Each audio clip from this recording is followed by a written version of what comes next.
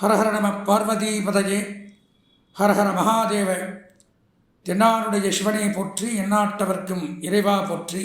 சங்கடம் தீர்க்கும் சனி பகவானை மங்களம் பொங்க மனம் வைத்து அருள்வாய். சச்சரவின்றி சனீஸ்வரத் தேவே இஜ்ஜகம் வாழ இன்னருள் தாதா. நீலாஞ்சன சமாபாசம் ரவிபுத்திரம் யமாக்ரஜம் ಛಾಯಾ மார்த்தாண்ட சம்பூதம் தம் நமாமி சனைಶ್ಚரம். காகத்வஜாய வித்மஹே ಖಡ್ಗஹஸ்தாய தீமஹி தன்னோ மந்த பிரச்சோதயாத். அன்பார்ந்த எங்களுடைய டிவோட்டினேஷன் தொலைக்காட்சி நேயர்களுக்கு உங்களுடைய ஜோதிட ஆச்சாரியர் ஜோதிட குரு சிவஸ்ரீ டி சரவணமாணிக்க சிவாச்சாரியர், முதல்வர் காஞ்சி காமகோட்டி பீடம் வேத சிவ ஆகம பாடசாலை குருகுலம் சங்கரமடம் காஞ்சிபுரம். அலைபேசி 9865098370 9865098370. அடியனுடைய பணிவான வணக்கங்கள் மற்றும் ஆசீர்வாதங்கள். நாம் நமது டிவோட்டினேஷன் தொலைக்காட்சியின் வாயிலாக தற்சமயம் காண இருக்கக்கூடிய பதிவு அப்படின்னு பார்த்தோம்னா, 2.5 ஆண்டுகளுக்கு ஒரு முறை ஒரு ராசியை விட்டு மற்றொரு ராசிக்கு பயிற்சியாகக்கூடிய சனி பகவானுடைய பயிற்சி. நான் முதல்ல ஒரு பதிவில் போட்டிருந்தேன். அதாவது இந்த 2025ஆம் ஆண்டு மட்டும்தான் 4 பயிற்சி நடக்குது. சனி பயிற்சி, குரு பயிற்சி, ராகு கேது பயிற்சி.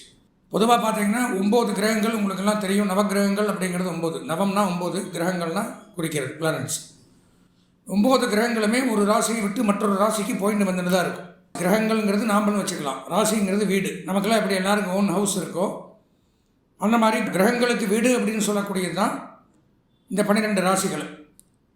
அப்போது நமக்கு வீடு இருக்குது அப்படிங்கிற காரணத்தினால நம்ம பிறந்ததிலிருந்து வாழ்நாள் முழுவதும் எல்லாரும் வீட்டுக்குள்ளேயே, ஐயோ என்னோடய வீடு நான் எங்கேயும் போக மாட்டேன்னு வீட்டுக்குள்ளே யாரும் தங்கி இருக்கிறதில்ல. எல்லோரும் பல வேலைகளாக வெளியில் போகிறோம், நல்லது கெட்டதுக்கு போகிறோம், அங்கேயும் இங்கேயும் அலையிறோம். அந்த மாதிரி இந்த கிரகங்களும் பார்த்திங்கன்னா அவங்கவுங்க ராசியிலேயே தங்க மாட்டாங்க.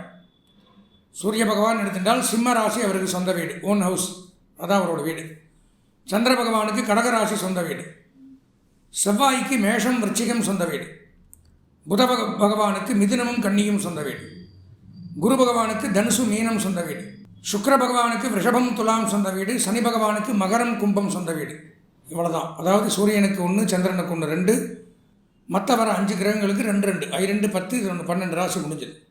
ராகு கேதுகளுக்குன்னு தனியாக வீடு கிடையாது. அப்போதைக்கு பயிற்சியாக எங்கே இன்றைக்கி நான் இங்கே எக்கோடு இருக்கணும், இது எனக்கு சொந்த வீடு, நாளைக்கு இன்னொரு இடத்துக்கு போடுறேன், அது எனக்கு சொந்த வீடு, அப்படி வச்சுப்பாங்க. ராகு கேதுகளுக்கு தனியாக சொந்த வீடு அப்படிங்கிறது கிடையாது. எதற்காக நான் முதல்ல சொன்ன பாயிண்ட், இப்போ சொந்த வீடுன்னா இந்தந்த கிரகங்கள் இந்தந்த ராசியில் தான் தங்கி இருக்கும்னு நம்ம கற்பனை பண்ண முடியாது. நாம் வெளியில் அங்கேயும் இங்கேயும் போயிட்டு வர மாதிரி இந்த கிரகங்களும் அவங்கவுங்க ராசியை விட்டு மற்றொரு ராசிக்கு போயிட்டு வந்துட்டு இருப்பாங்க. அதற்கு பெயர் பெயர்ச்சி அப்படின்னு பேர்.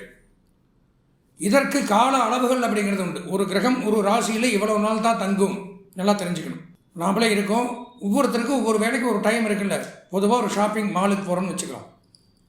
நான் போனால் 1 ஹவரில் வந்துடுறேன், நீங்கள் போனால் 2 மணி நேரம், பக்கத்து வீட்டுக்காரன் போனால் 4 மணி நேரம், ஏற்று வீட்டுக்காரன் போனால் நாள் முழுவதும் பொழுதுபோக்குவான். ஒவ்வொருத்தரும் ஒரு வேலைக்கு ஒரு டைம் எடுத்துக்கிற மாதிரி இந்த கிரகங்களும் ஒவ்வொன்றுக்கும் ஒரு டைம் இருக்குது. ஒரு ராசியில் இவ்வளோ நாள் தான் இருக்கும், அப்புறம் அடுத்த ராசிக்கு போயிடும். அப்படி பார்க்கும் பொழுது சூரிய பகவான் 1 மாத காலம், தமிழ் மாதம் 1ஆம் தேதி வந்ததுனால் பயிற்சியாக அடுத்த ராசிக்கு வந்துடுவார். அடுத்ததாக பார்த்தீங்கன்னா சந்திர பகவான் வெறும் 2.5 நாட்கள் இருக்கிறதுலே மிக குறைவான பயிற்சியாகக்கூடிய கிரகம் சந்திரன்.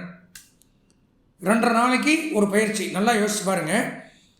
சந்திராஷ்டமம் அப்படின்னு சொல்கிறாங்க புதுசாக. முதல்ல யாருக்கும் தெரியாது. எனக்கு நீ சந்திராஷ்டமடா, நான் யார்ட்டையும் பேசலடா அப்படின்லாம் சொல்கிறாங்க.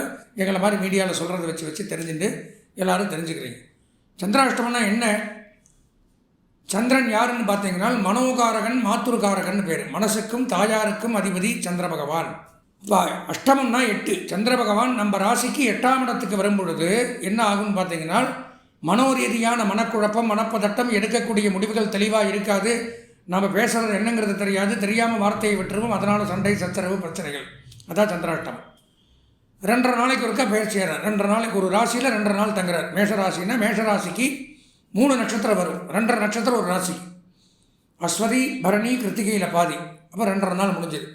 2.5 நாளைக்கு அந்த ராசி மேஷராசி ஃபுல்லாக படிப்பார். ரிஷபராசிக்கு போயிட்டார்னா கிருத்திகையில் பாதி, ரோகிணி, மிருகசீரிஷம், இப்படி 2.5 நாளைக்கு ஒருக்கா பயிற்சி ஆகும் பொழுது ஒவ்வொரு ராசிக்கும் சந்திராஷ்டம்ங்கிறது மாறுது. செவ்வாய், புதன், சுக்கிரன் 45 நாள். அதிகப்படியாக ஒரு ராசியில் எப்படி மிக கம்மியாக குறைவாக சந்திரனை சொல்லணும், அதிகமாக சொல்லக்கூடிய கிரகம்னு பார்த்தோம்னா சனி பகவான். 2.5 வருஷம் சந்திரன் 2.5 நாள், சனி 2.5 வருஷம், எவ்வளோ டிஃப்ரெண்ட் பார்த்துக்குங்க. 2.5 வருஷம் ராசியில் தங்குறார். ராகு கேது 1.5 வருஷம் ராசியில் இருப்பார். குரு பகவான் 1 வருடம். சனி, குரு, ராகு, கேது இவங்க தான் அதிகமாக ஒரு ராசியில் தங்கி நன்மை தீமைகளை செய்யக்கூடியது. அதனால்தான் பார்த்தீங்கன்னா எங்களை மாதிரி யூடியூப் இருக்கட்டும், மீடியா இருக்கட்டும், பத்திரிகை இருக்கட்டும், திருக்கோவில்கள் இருக்கட்டும், அதிகமாக கொண்டாடக்கூடிய விசேஷம்னு பார்த்தீங்கன்னா சனிப்பயிற்சி, குரு பயிற்சி, ராகு கேது பயிற்சி. இது நாளையை மட்டும் அதிகமாக மென்ஷன் பண்ணுவாங்க, ஸ்பெசிஃபிக்காக இதுக்கு முக்கியத்துவம் கொடுப்பாங்க.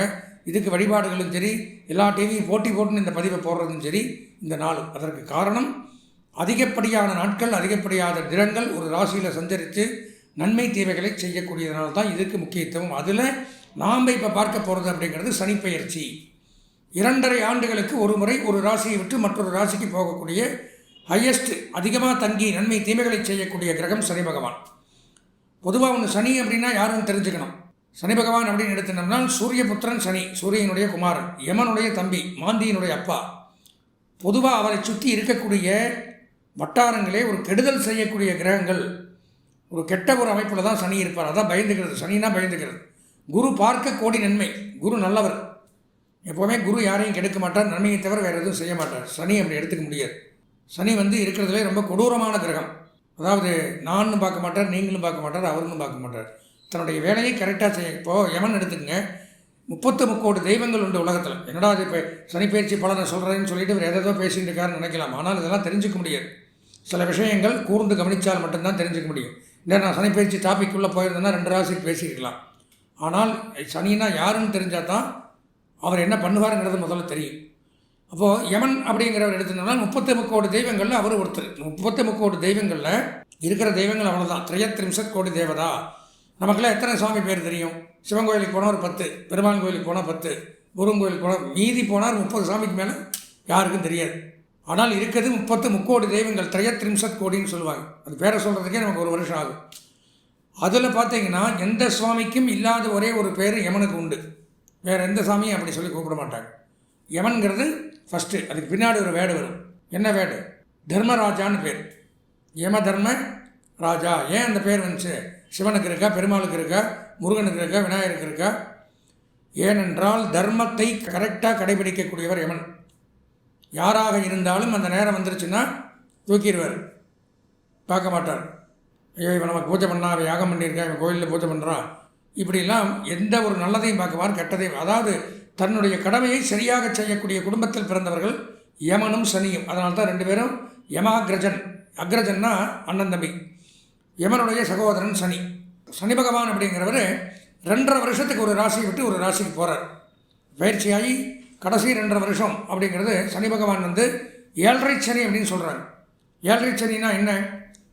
7.5 வருஷத்துக்கு ஒருத்தனை பாடாப்படுத்தக்கூடியவர். எப்படி அப்படின்னு பார்த்தீங்கன்னா 3 ராசிக்கு 2.5 வருஷம் இப்படி வச்சுக்கணும்.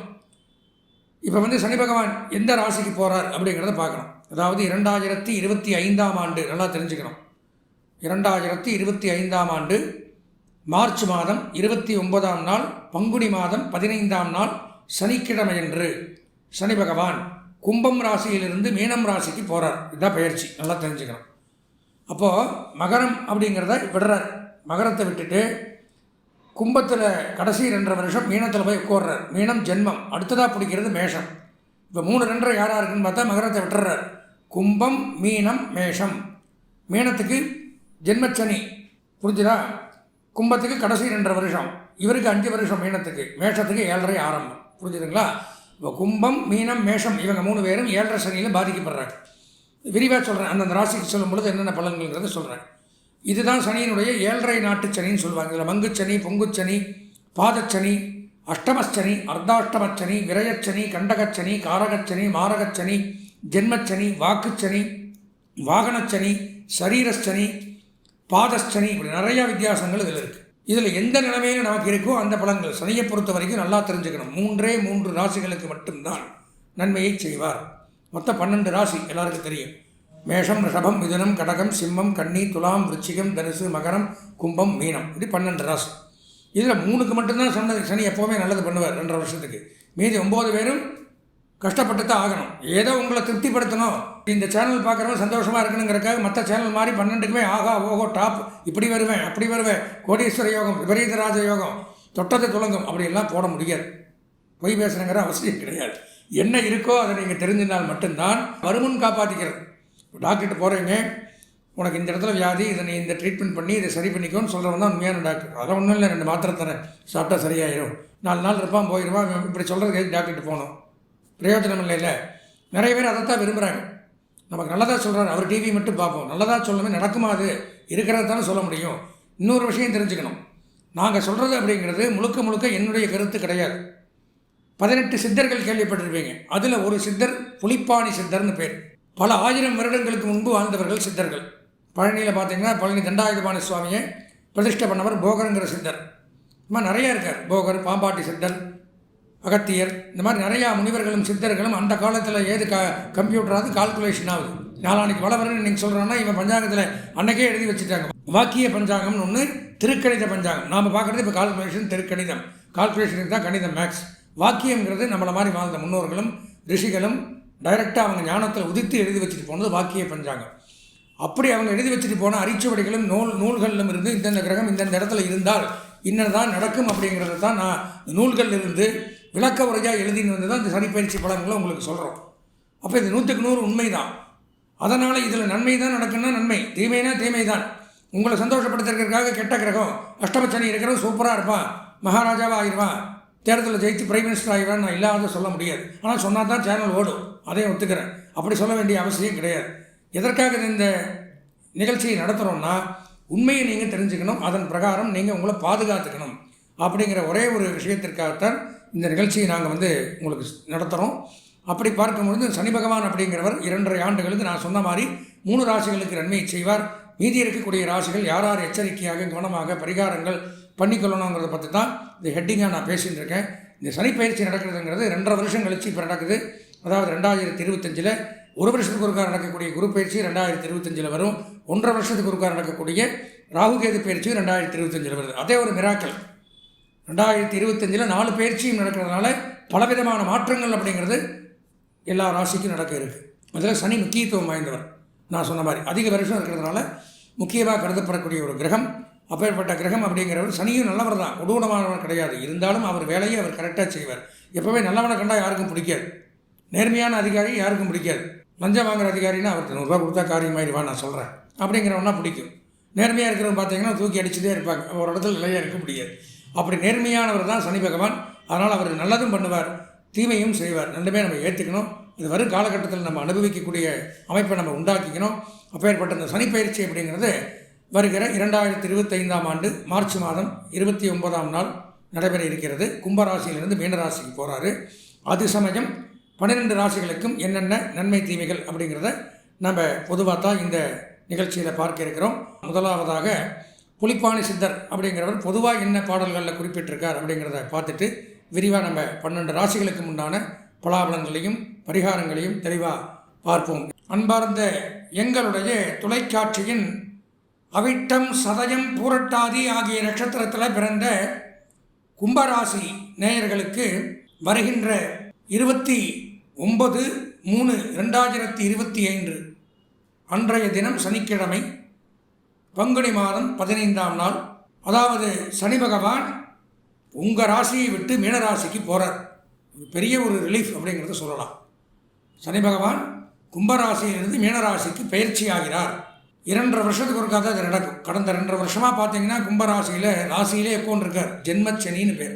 சனி நான் முதல்ல சொல்லியிருக்கேன், உக்கிரமான கிரகம், கெட்ட பலன்களை தரக்கூடிய கிரகம். அப்போ கெட்டவன் நம்ம தலைமையில் நம்ம ராசிக்கு அதிபதியாக இருந்தாலும் நம்ம ராசி தான் கும்பம்.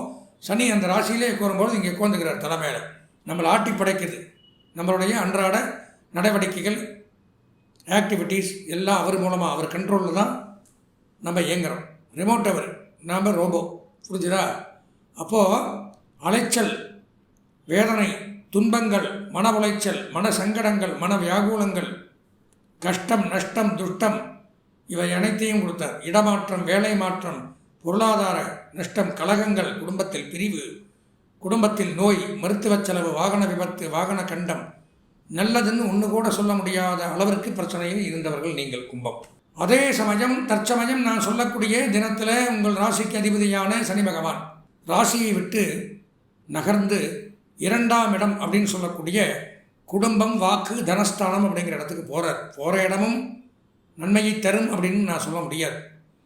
இதுவும் பிரச்சனைக்கு உண்டான இடம். அதாவது கடைசி 2.5 வருஷம் 7.5 சனியில் உங்களுக்கு இருந்தாலும் பாதி நன்மை பாதி தீமை அப்படிங்கிறத எடுத்துக்கணும். 2ஆம் இடத்துக்கு போகும்போது என்னென்ன நன்மை தீமைகளை செய்ய போகிறார் அப்படிங்கிறத நான் சொல்லலை. 18 சித்தர்களில் ஒருவரான புலிப்பாணி சித்தர் 1000 வருடங்களுக்கு முன்னாடி எழுதி வைத்து போன ஓலைச்சுவடிகளிலிருந்து எடுக்கப்பட்ட பாடல்களும் பாடல்களுடைய விளக்க உரையும் தான் உங்களுக்கு முன்னாடி இங்கே சமர்ப்பிக்கிறேன். என்ன சொல்லியிருக்கார், என்ன பரிகாரம் அப்படிங்கிறது இதில் பார்ப்போம். அதாவது சனி பகவான் லக்னத்தில் 2ஆம் இடத்துல, 2ஆம் இடம் தான் உங்களுக்கு வரும் பொழுது என்ன பண்ணுவார்னு பார்த்தால், பாரப்பா 12 ஜென்மம் 2இல் பாங்கான முடவன் சஞ்சார நாளில் சிறப்பா சிறநோயும் அம்மை பேதி சிவசிவா ஜலபயமும் பொருளும் சேதம் கூறப்பா குடி ஓடிப்போகச் செய்வான் கொற்றவனே குடும்பத்தில் களவு போகும் வீரப்பா வெகுபேர்க்கு கொடியேனாகி விளங்குவான் புவிதனிலே விளம்பக்கேளே அப்படிங்கிறார். அதாவது சனி பகவான் 12ஆம் இடத்துலையோ 1ஆம் இடத்துலையோ 2ஆம் இடத்துலையோ வரும் பொழுது என்ன பண்ணுவார் அப்படின்னு பார்த்தீங்கன்னா, இந்த பாட்டினுடைய விளக்கத்தை முதல்ல சொல்கிறேன். அதுக்கப்புறம் தனியாக விளக்க உரையும் போட்டிருக்கார், அதையும் சொல்கிறேன். அதாவது என்ன சஞ்சாரம் பண்ணும் பொழுது சிரநோய், தலை சம்பந்தமான நோய்களை கொடுப்பாராம். சிரசு நோய் ஏற்படுத்துகிறார். அம்மை வியாதி, அம்மை அப்படிங்கிற நோய் ஏற்படுது. பேதி நோய் ஏற்படும். ஒருத்தருக்கு ஒரு மாதிரி வரும். அதான் சொந்த ஜாதகம் பார்க்கணும், அப்போ தான் யாருக்கு என்னங்கிறது துல்லியமாக சொல்ல முடியும். அம்மை பேதி, சிவசிவா ஜலபயமும், தண்ணீரில் கண்டம். கும்பராசிக்காரர்கள் தண்ணீரில், ஆற்றுல, கடலில், குளத்தில் இதிலெல்லாம் குளிக்கும் பொழுது, இறங்கும் பொழுது, தண்ணியை யூஸ் பண்ணும் பொழுது, தண்ணி குடித்தா கூட வேறு விக்கல் வந்து கண்டம் வரலாம். பொதுவாக ஜலத்தில் கண்டம் அப்படிங்கிறது ஏற்படுது, பார்த்துக்கணும். பொருளும் சேதம், சேர்த்தி வைத்த பொருள் சேதம் உண்டாகும், விரயம் உண்டாகும், பொருள் நஷ்டம் ஏற்படுது. கூறப்பா குடி ஓடிப்போகச் செய்வான். குடினா யார்? குடும்பம் நம்மளை விட்டு பிரிஞ்சிடும். மனைவி, மக்கள், தாயார், தகப்பனார், சகோதர சகோதரிகள் விட்டு பிரிந்து தனிமையிலே வாழ வைப்பார். அதான் குடும்பஸ்தானம். குடி ஓடிப்போகச் செய்தல். கொற்றவனே குடும்பத்தில் களவு போகும். ராஜாவாக இருந்தாலும், அரசாட்சி பண்ணாலும், அரசனாக இருந்தாலும் களவு போடுறதுக்கு வாய்ப்புண்டு. திருட்டு பயம் ஏற்படும். இப்போ நாமெல்லாம் எந்த மூளை? வீரப்பா வெகு பேருக்கு கொடியவனாகி, என்னதான் நல்லவனாக இருந்தாலும் வெளியில் பார்க்கும்போது பல பேருக்கு நம்ம கொடியவனா தெரியுமா, ஆகாதவனா தெரியுமா, கெட்டவனா தெரியுமா, இந்த மாதிரி இருக்குது அப்படிங்கிற பாடலில் சொல்லியிருக்கார். அப்போ எச்சரிக்கையாக இருக்கணும். 2ஆம் இடத்துல குடும்பஸ்தானத்தில் சனி வரும்பொழுது இந்த மாதிரி பிரச்சனைகள் ஏற்படுது. சனி விளக்க உரையில் என்ன போட்டிருக்காருன்னு பார்த்தீங்கன்னா, பாதச்சனி இதுக்கு பேர். கடைசி 2.5 வருஷம். பணம், பிள்ளைகள் இவர்களின் நாற்றம் ஏற்படும். பணம், பிள்ளைகள் இவர்களுடைய நாசம். ரூபம், சுகம் இவையற்ற சரீரம். ரூபம்னா அழகு போயிடும், வடிவம் போயிடும், அதான் ரூபம். சுகம் போயிடும், மகிழ்ச்சி போயிடும். முகத்தை பார்த்தாலே வாடின முகம், அழகில்லாத முகம், சோர்ந்து போய் சொங்கி போய் ஓன்னு கொண்டிருக்கிறது, இந்த மாதிரிலாம் ஏற்படும். இந்த கம்பீரம் போயிடுமா? கம்பீரம் இல்லாதவன். நம்மளால் நம்மளுடைய நல்ல வித்தை, நல்ல குணங்களால் சம்பாதிக்கப்பட்ட தன குவியல் முடங்கி போகும். நாம் எந்த தொழில், என்ன வேலை செய்தாலும் மூங்கில் நிலையில் விழுகின்ற நீர் போல் போயிடுமா, ஒட்டாது, பலன் இல்லாமல் போகும். பணச்செலவு, பிறரிடம் கடன் வாங்க வேண்டிய ஒரு சூழ்நிலை. இந்த வாங்கின பணமும் நிலைக்காதான், தொலைஞ்சு போயிடுமா, அனுபவிக்க முடியாது. துக்கம், விபத்து உண்டாகும். குடும்ப ஜன விரோதம், குடும்ப உறுப்பினர்கள்டே பகை, பிரிஞ்சு போகிறது சொந்த பந்தத்துக்கிட்டே. கடந்த 5 ஆண்டு காலம் சக்கையாக பிழியப்பட்ட தள்ளப்பட்ட உடல் இது இப்பொழுது சிரமத்திலிருந்து விடுபடலாம் ஓரளவு, அதையும் போடுறார். குடும்ப கவலை இருக்கும் என்றாலும் எதிர்பாராத அதில் ஒரு திருப்பமும் உண்டாகும். நான் சொன்ன மாதிரி ஸ்திர அசையாத சொத்துக்களும் வாங்கக்கூடிய அமைப்பு. மருத்துவ செலவு தொடர்ந்து ஏற்படும்னு போட்டிருக்காரு.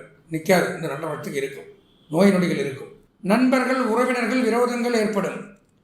ஜீவன வகையில் வருவாய் குறையும். சில பேருக்கு சொந்த ஜாதகத்தில் நல்ல பலன்கள் இருந்தால் திருமண பிராப்தி உண்டாகும். பொதுவாக பார்த்தீங்கன்னா நன்மை இல்லைன்னு தான் போட்டிருக்கார் 2ஆம் இடத்துல வரும் பொழுது. அப்போ என்ன பண்ணணும்? நான் முதல்ல சொன்ன மாதிரி 2ஆம் இடத்துல சனி சஞ்சரிக்கும் பொழுது கும்பராசிக்கு சனி அதிபதியாக இருந்தாலும் சனி சரியில்லை. இந்த 2.5 வருஷமே 7.5 சனி, பாதச்சனி நடக்குது. இப்போது ஒரு டிசீஸில் நம்ம இருக்கோம், வியாதியில். வியாதி சரியாகணும்னா என்ன பண்ணணும்? ட்ரீட்மெண்ட் பண்ணிக்கணும். ட்ரீட்மெண்ட்ங்கிறது என்ன? பரிகாரம் அப்படிங்கிறதா ட்ரீட்மெண்ட். என்ன பரிகாரம், என்ன பரிகாரங்கிறது அலசி ஆளாஞ்சா தான் தெரியும். பொதுவாக ஜென்ரலாக சரியில்லைன்னு சொல்லிடுறோம். உங்களுடைய அறிகுறிகள் வச்சு. அதுக்கப்புறம் என்ன பண்ணணும்? எக்ஸ்ரே, ஸ்கேனு, சர்ச்சிங், பிளட் டெஸ்ட் இதெல்லாம் பண்ணால் தானே என்ன வியாதி, என்ன ட்ரீட்மெண்ட் பண்ண முடியும். அதுதான் ஜாதகம் பார்க்கறது. உங்களுடைய சொந்த ஜாதகம் பார்த்தால்தான் சனி எங்கே இருக்கார், என்ன ட்ரீட்மெண்ட், என்ன பரிகாரம் பண்ண முடியும். கும்பராசியில் பிறந்த உங்களுக்கு தனிப்பட்ட முறையில் என்ன பாதிப்புகள், இதற்கு இந்த பரிகாரம், இதை செய்தால் இவருக்கு இந்த நோய் நிவர்த்தியாகிவிடும் அப்படிங்கிறது தான் பண்ணணும். எனவே கும்பராசி நேயர்கள் தவறாமல் அவசியம் ஒரு முறை தங்களுடைய சொந்த ஜாதகத்தை பார்த்து இந்த சனிப்பயிற்சி, ஏன்னா இது சாதாரண 1 மாதம் 2 மாதம் 6 மாதம்னா விட்டுறலாம். 2.5 வருஷம் இருக்கும். குடும்பத்தை பாதிக்கலாம், தொழிலை பாதிக்கலாம், உடலை பாதிக்கலாம், கடன் தொல்லை ஏற்படலாம், குழந்தைகள், அப்பா அம்மா, மனைவி, மக்கள் யாரை வேணாலும் இழக்கலாம். அந்த சொன்ன பலன் என்ன வேணாலும் நடக்கலாம். அப்போ அதை நம்ம தடுத்து நிறுத்தணும். அதுக்கு என்ன பண்ணணும்? சொந்த ஜாதகத்தை பார்க்கணும். சொந்த ஜாதகத்தை பார்த்தால் அதில் சனி எங்கே இருக்குதுன்னு பார்த்துட்டு எல்லாம் கணிச்சிட்டு என்னென்ன கிரகங்கள்னால பிரச்சனை, என்ன தசாபுத்தி, இதெல்லாம் பார்த்து இதற்கு ஒரு தீர்வு காணலாம் பரிகாரத்தை பண்ணி. நாம் இதுவரையிலும் இந்த 2025ஆம் ஆண்டிற்கான சனிப்பெயர்ச்சி அப்படிங்கிற பலாபலங்களை பார்த்தோம். அதாவது நான் முதல்ல சொன்ன மாதிரி தான் சனிப்பெயர்ச்சி பலன்கள் அப்படிங்கிறது, சனி பகவான் அப்படிங்கிறவர் நன்மையும் தருவார், தீமையும் தருவார். நன்மை தரக்கூடிய ராசிகள் 3க்கு மட்டும்தான் எப்போவுமே நன்மை தருவார். தெளிவாக சொன்னோம்னா 3ஆம் இடம், 6ஆம் இடம், 11ஆம் இடத்துக்கு வரும்பொழுது இந்த 3 ராசிகளுக்கு மட்டும்தான் நன்மையை செய்கிறார். மீதி 9 ராசிகள் அப்படிங்கிறது தீமைகளை தான் அனுபவிக்கணும். நான் தான் விளக்க உரையோட 18 சித்தர்களில் ஒருவரான புலிப்பாணி சித்தர் பல 1000 வருடங்களுக்கு முன்னாடி எழுதி வைத்த நூல்களை வைத்து தெளிவாக சொல்லிட்டேன். அதனால் இதில் பிரச்சனை இருப்பவர்கள், பரிகாரம் பண்ண வேண்டிய ராசிக்காரர்கள் அப்படிங்கிறவங்க அவசியம் இந்த பரிகாரங்களை பண்ணிக்கணும். ஏன்னா நாம் இதில் பார்க்கறது அப்படிங்கிறது பொதுவான பலன்கள் தான். ஒரு ராசி எடுத்துட்டால் அதில் பல கோடி பேர் இருப்பாங்க. இப்போ எல்லாத்துக்கும் இப்போ 10 வருடம் ஒரே மாதிரி நம்ம கையிலே இருக்கிறதில்ல. அதே மாதிரி மீனராசியிலே ஒருத்தர் பிரைம் மினிஸ்டராக இருக்கலாம், ஒருத்தர் சாதாரண நிலைமையில் இருக்கலாம், ஒருத்தர் கோடீஸ்வரனாக இருக்கலாம், ஒருத்தர் அன்றாட ஆகாரத்துக்கே கஷ்டப்படலாம். அவனும் மீனராசி. அதை வச்சு நம்ம எதுவுமே சொல்ல முடியாது. அவனுடைய சொந்த ஜாதகம் நாம் பிறந்த நேரத்தில் கணிக்கப்பட்ட நமக்காக உண்டான என்னுடைய ஜாதகம் அப்படின்னு எடுத்துட்டால் எனக்கு மட்டும்தான் பேசும், என்னை மட்டும் வழி நடத்தும், எனக்கு உண்டான நன்மை தீமைகளை அது செய்யும். அப்போது நமக்கு இந்த பயிற்சிகள்லாம் ஒரு பக்கம் தள்ளி வச்சுட்டும் இதுவும் பலன்களை கொடுக்கும். சொந்த ஜாதகத்தில் என்ன இருக்கோ அது கூட இது சேரும். அதில் நன்மை இருந்தால் இதுவும் நன்மையை செய்யும், அதில் தீமை இருந்தால் இதுவும் தீமையை செய்யும். அதனால் நம்ம சொந்த ஜாதகத்தை பார்த்து நன்மை இருந்தால் நன்மையை அனுபவிக்கலாம், தீமை இருந்தால் தீமைகளுக்கு உண்டான அசுப பலன்களுக்கு உண்டான பரிகாரங்களையும் செய்து கொண்டு வரக்கூடிய காலங்களில் நிம்மதியாக சந்தோஷமாக வாழலாம் என்று கூறி, இந்த பதிவை பார்த்த உங்களுக்கு அவசியம் ஒரு முறை, ஏன்னா நாங்களாம் எங்களுடைய பாரம்பரியம் எடுத்துட்டிங்கன்னா ஒரு 58வது தலைமுறையில் நான் ஜாதகம் பார்த்துட்டு இருக்கேன். முன்னோர்கள் எல்லாம் பெரிய அறிவாளிகள், வேதாந்த பண்டிதர்கள், ஜோதிடம், ஆகமம், சிவாகமம், வேதம், இந்த மாதிரி ஆராய்ச்சியாளர்கள் ஜோதிடம், ஜாதகத்தை பற்றியெல்லாம். என்னுடைய தகப்பனார், முப்பாட்டனார்லாம் பார்த்திங்கன்னா தனியாக அப்புறந்தே குருகுலம் நடத்தின்னு இருக்கோம். எங்கிட்ட 10-50 மாணவர்கள் இன்னுமே ஆராய்ச்சி பண்ணி படிச்சுட்டு இருக்காங்க. வருஷம் 50 மாணவர்கள் வெளியில் போகிறாங்க. அப்போ இந்த மாதிரி எதற்காக சொல்கிறோம்னா, ஜாதகம் அப்படிங்கிறது பெரிய கடல். அதில் ஒரு துளி விஷம் இருந்தாலும் கடலை விஷமாயிடும். அப்போ நம்ம ஜாதகத்தில் சில நன்மைகளும் இருக்கலாம், தீமைகளும் இருக்கலாம். அவைகளை நம்ம தெளிவாக ஆராய்ந்து பார்த்தால் மட்டும்தான் நம்ம 100க்கு 100% நமக்கு இந்த நன்மைகள் நடைபெறுங்கிறத தெரிஞ்சுக்கலாம். எனவே நீங்கள் அவசியம் ஒரு முறை உங்கள் சொந்த ஜாதகத்தை இந்த என்னுடைய தொலைபேசி எண்ணான 9865098370 அப்படிங்கிற எண்ணுக்கு அனுப்பி வையுங்கள். தரமான முறையில் தெளிவாக முழுதாக தங்களுக்கு என்ன தேவையோ அந்த மாதிரி நாங்கள் பார்த்து எடுத்து உரைக்க தயாராக இருக்கிறோம். அதை பார்த்து அதில் வரக்கூடிய பரிகாரங்களை செய்து கொண்டு இன்று மட்டுமல்ல வாழ்நாள் முழுவதும் நன்மைகளை மட்டுமே அடைய எல்லாம் வல்ல எம்பெருமானை, சிவபெருமானை, பார்வதி பரமேஸ்வரனை, லக்ஷ்மி நாராயணரை பிரார்த்தனை செய்து ஆசீர்வதித்து வாழ்த்து விடைபெறுகிறேன். நன்றி, வணக்கம்.